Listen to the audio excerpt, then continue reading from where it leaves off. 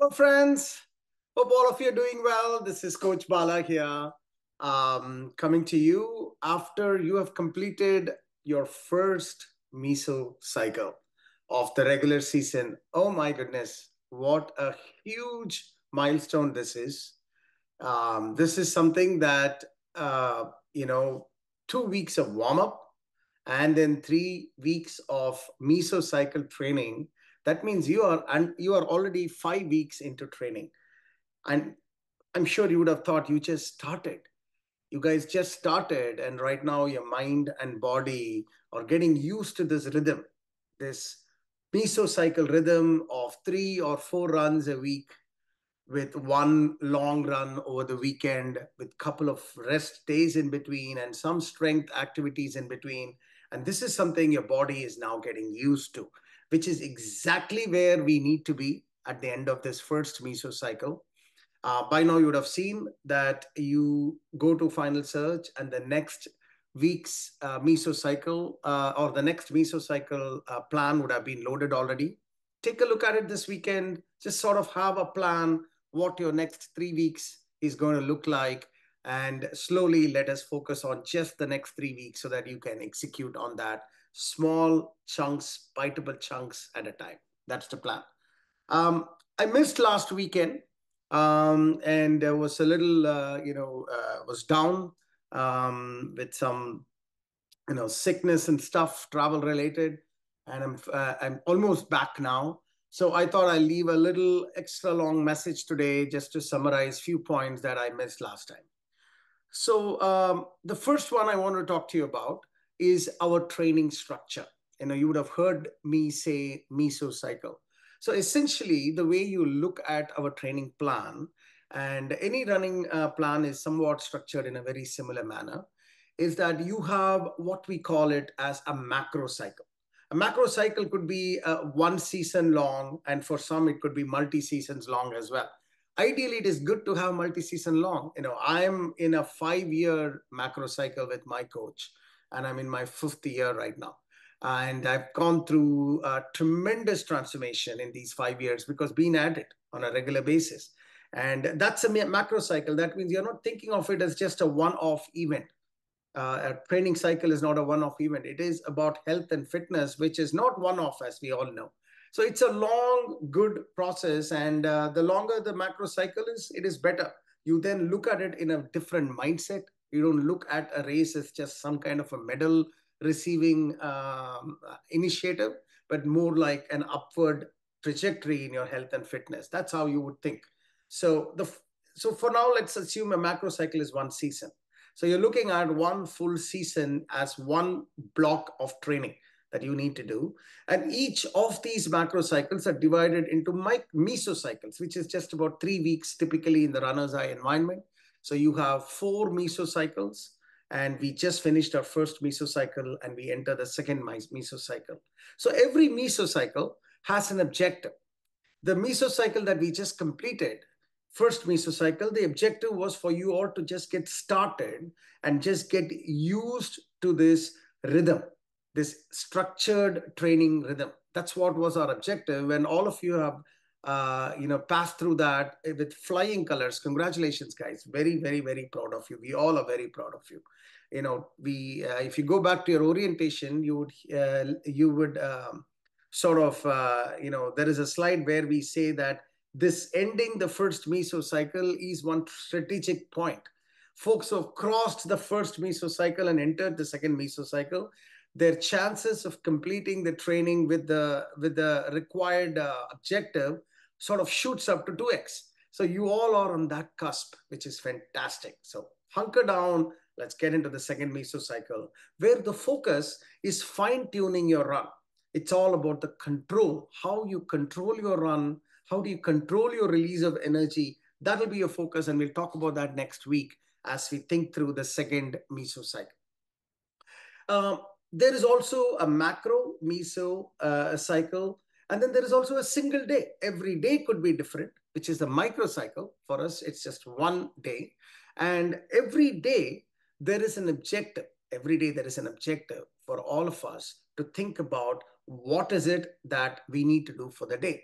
So this is where, when you want to do a good job in a microcycle, you need to learn, first read the instructions. So every day there is an objective. Every day there is an objective for us in the training program. And for instance, if we ask you to do a CP run for 3 miles, and you go there and just run your heart out, which is not a CP run, then the objective for that day is not met.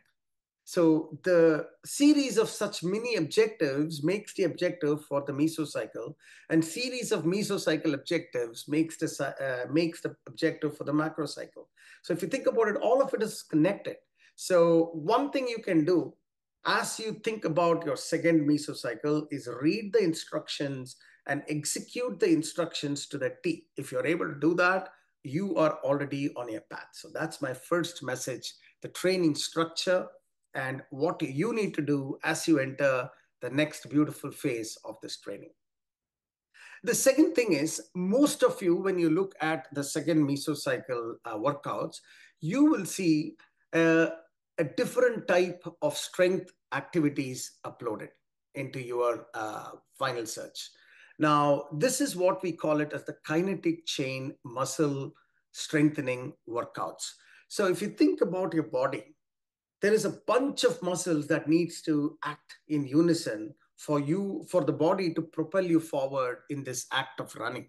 So if you think about it, it's like a series of chain. It's a kinetic chain of muscles starting from your top portion of your body, from your shoulders, neck region, trap muscles on the back, upper back, chest, from there to your core and your hips, which is very, very important. As you can imagine, that is where the propulsion takes place. And then it goes down to the lower muscles, all your calf muscles and knees and thighs and such. So the entire set of these muscles, starting from the top to the bottom, the kinetic chain is needed. If all of these muscles work in unison and it is doing its job well, then no muscle gets overloaded. And obviously, we know that is not the case for most of us. We are not professional athletes. So definitely, let's say 100 muscles need to fire and take its load. If 20 muscles don't fire or it doesn't take its load, then the remaining 80 muscles gets overloaded. And the weakest link in the remaining 80, which is under overload right now, begins to feel some overuse injury, overload injury. And that's where the niggles and pains and everything starts, the genesis of the pain. Excuse me. So as you do this kinetic chain strength workouts, and you would see that our coaches have given a do-along video as well. So as you do the kinetic chain workouts, you are essentially isolating these muscles and executing strengthening of these muscles. So that's what you need to focus on for the next 3 weeks. Read the instructions, play the play along or do along video from our coaches. Finish one set correctly with about 10 to 15 reps. And finish that one set, and then you can play that again. Finish the second set if you have the right amount of energy and stamina. And as you build, you can go up to a maximum of 3 sets, 15 to 20 repetitions of each of these isolated muscle workouts. The sum effect of all of this is you are strengthening the entire kinetic chain from the top to the bottom. And as a result, you become a better runner. You become less prone to injuries and niggles. And that's how the path to long-term macro cycle executions can happen. So that's my message number 2, the kinetic chain workouts that begins from this mesocycle. The next one is, let us talk a little bit about our training plan overall. If you think about it, in my last message, I had introduced this construct of our training is all about CVMS, cardiovascular, musculoskeletal, mental strength training, and how by working on different portions of this cardiovascular, musculoskeletal, mental strength portions of a training, there is an inside out transformation that is happening. That's what I was mentioning last time. Now, let me offer you another analogy on how to think about this training. Now that you've crossed that critical, should I call it the critical phase of going from Meso 1 into Meso 2. The way you think about this is we are in this training train, a train that is started off from, say, New York City to heading to the West Coast, let's call it San Francisco. So the West Coast is the end of the season, and New York City is the beginning of the season. And the train is going from New York City and slowly going. Our goal is to reach our destination, which is San Francisco, way on the other side of the country. Now, the characteristic of this train is that it doesn't stop anywhere. Once it leaves, it keeps going, and it is constantly picking up speed as it goes. It doesn't stop for anyone, and it constantly picks up speed, and it reaches maximum speed towards the end of San Francisco. That's the imagery I want you to have about the training. So why I want you to understand this is that your job is to be part and be on top of the training train. So you started off in New York City and you're already in the training train. So as long as you're on the training train, the slow increase in pace that it is picking, you won't even realize because you're on the train. So next day, you're just seeing a little 0.1% increase or a 1% increase in the speed. You don't even realize because you can always go a little faster because you're already going at a certain pace. So before you realize, you are increasing the speed or the intensity and the distances, but you are always on the training train. Since you are on the training train, before you realize you've moved a long way away from New York City, you've not only moved a long way away from New York City, which is your starting point, but you're also moving away at a faster and faster pace, or you're doing better and stronger and longer runs. So that is the ideal scenario that I want you all to be in. But for some reason, you disembark of the training train for momentarily. I told you the train is not stopping for you just because you're disembarked. The train is leaving you.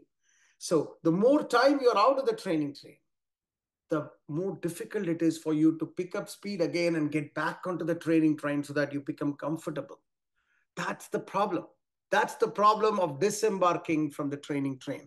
And how do you normally disembark? Now, of course, there are obvious valid reasons for disembarking, like, getting injured, travel, family, some emergencies and that type of stuff. All that aside, that's only 5 to 10% of the times it happens. It's not that it happens all the time. 90% of the time, why people typically disembark is lack of time management, lack of focus, not prioritizing this, a bit of lethargy, a bit of procrastination, and all of this comes together. And there is this mind that tells, yeah, it's in the morning, let me do it in the afternoon. Let me do it in the evening. And then come evening and you've missed out and you're like, you know what? I know that Bala asked me Tuesday, Wednesday, Thursday, but there is that one extra day. Let me go and switch dates and that, and then do it on that free day. But you know what happens? You are taking various swipes at missing out this training train. And before you realize, the training train has left you. And when it leaves you, it suddenly becomes very hard for you to bring yourself back and stay and come back to this training train. So that's why as you leave Meso 1 and get into Meso 2, the focus is stay on the train. Stay on the training train. And the way you stay is simply focus on the daily activities, prioritize it, just get it done first thing. When you do that, you are on top of it. You don't even realize that you are just blowing through your training so quickly. Okay? So that's the message I want to give you about the training train. So the last message I wanted to give you all, as you look through this second Meso, as we get through this, is that some of you will start getting what is called as stride runs. Now, stride runs are nothing but a segment of type of runs. It's meant only for a little advanced runners. So if you are not seeing it, that is okay. That means you're still getting ready. And so let's not go into advanced runs. But stride runs are typically what we call it as strength runs, wherein Your job is not to just run consistently in that CP run, which is the base of the pyramid I was telling you about. Now we are going up the pyramid. And in the stride runs, what we do is we ask you to go faster and slower, faster and slower. Your heart rate, we ask you to go up, come down, make the heart rate go up, make the heart rate come down. The idea here is to build what we call it as the fatigue strength of your cardiovascular system. So those of you who are well versed in material science, you would know what I'm talking about. Wherein, let's say you have a copper wire and somebody's asking you to break the copper wire. What do? You take the copper wire and go up, down, up, down, up, down like this, right? And you just suddenly you see that the copper wire is broken. What you're doing is a reversal of stresses. There is a compressive stress, tensile stress, compressive stress, tensile stress, positive, negative, positive, negative. When you do that, the material fails much earlier than what if you just pull it and try to rip it out. It'll take much more power and stress and strength is required to pull a copper wire and break it, as opposed to doing this reversal, up down and break it. So the fatigue's failure or the fatigue strength is more important for a material to sort of hold its integrity, so to speak. Same thing is what we are trying to build. We are trying to build fatigue strength for our cardiovascular muscular systems by reversing the stresses, by going up, going down, going up, going down, pace and heart rate. What you're really doing is you're strengthening the muscles. By strengthening the muscles, when next time when we ask you to do a constant steady state CP run, it becomes a lot easier. It's almost like, if you have a car in a winter time, and then what do we naturally do? We sit in the car and we sort of peak winter, snow everywhere, and the car is outside, so you just want to get started. So you don't engage the gears, but you're in neutral and just like that, increase and decrease and increase and decrease the engine, right? You're essentially sort of tuning the engine, which is what we're trying to do in the stride runs, up down, up down. So understand that, and when you execute the stride run, ensure that your heart rate goes up and down. Some people, what they do is they run really fast and then they run less fast. Run really fast, less fast. Run really fast, less fast. When we do that, then the heart rate doesn't come down at all. It is only going up and up. But what we want is really fast and really slow. In that way, heart rate comes down, and we are doing this fatigue training for your aerobic system. I hope you understand that. Please use the lap button in your Garmin or in your or a double tap on Apple Watches, so that you are able to segment those high and low. So we would like to see the splits. How is your heart rate going up on the high portion? How is your heart rate and speed coming down on the low portion? So as and when the splits changes, as and when the speed changes, you press the lap button, so you lap that portion. That's the basic setup. So I hope you get all of that together. So just in summary for today, congratulations for getting into the next meso cycle. That's one. Secondly, we introduced the concept of kinetic chain workout. That is something that is targeting and isolating the various muscles in the kinetic chain that propels your run. Thirdly, we introduced this training train concept, wherein it's easier to stay on the training train so that you can slowly ramp up your workout and your runs without even realizing it, as opposed to getting out of the training train due to factors that you can avoid by prioritizing and focusing on it. And if you do that, then your training is a lot more manageable as opposed to catching up.